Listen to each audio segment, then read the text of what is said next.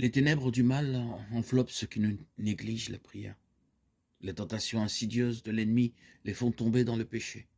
Et tout cela, parce qu'ils ne profitent pas du privilège de la prière.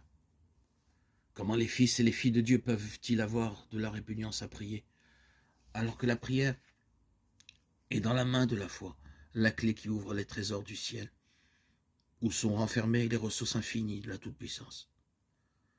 Sans la prière continuelle et sans une vigilance qui ne se dément jamais, nous sommes en danger de tomber dans l'indifférence et de nous éloigner du droit sentier. L'adversaire sait bien que par des prières ardentes, faites avec foi, nous obtiendrons la force de résister à ces tentations. Aussi cherche-t-il sans cesse à obstruer devant nous le sentier du trône de la grâce. L'exaucement de nos prières dépend de certaines conditions. Une des premières, c'est que nous sentions le besoin du secours de Dieu. Sa promesse est « Je répandrai des eaux sur le sol altéré et des ruisseaux sur la terre desséchée ». Ésaïe 44:3.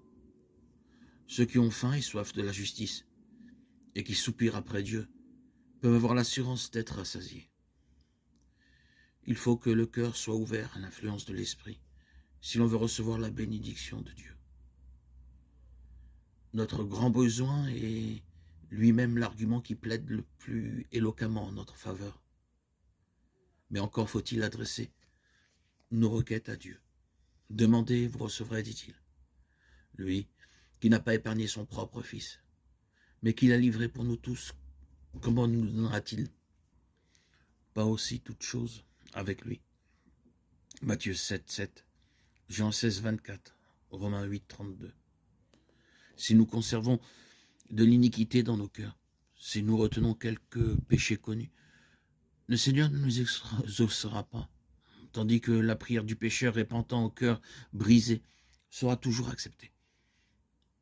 Dès que nous aurons délaissé tous nos péchés et réparé nos torts dans la mesure du possible, nous pourrons nous attendre à l'exaucement de nos prières. Nos propres mérites ne pourront jamais nous attirer les faveurs de Dieu. Ce sont les mérites de Jésus qui nous sauveront. C'est son sang qui nous purifiera. Toutefois, nous avons quelque chose à faire. Nous conformer aux conditions de sa grâce. La foi est un élément de la prière exaucée. Il faut que celui qui s'approche de Dieu croie que Dieu existe et qu'il est le rémunérateur de ceux qui le cherchent. Jésus dit à ses disciples, « Tout ce que vous demanderez en priant, croyez que vous l'avez reçu, et vous le verrez s'accomplir. » Hébreux 11:6, Marc 11:24. Le prenez-vous au mot? L'assurance est large et sans restriction. Et celui qui a fait la promesse est fidèle.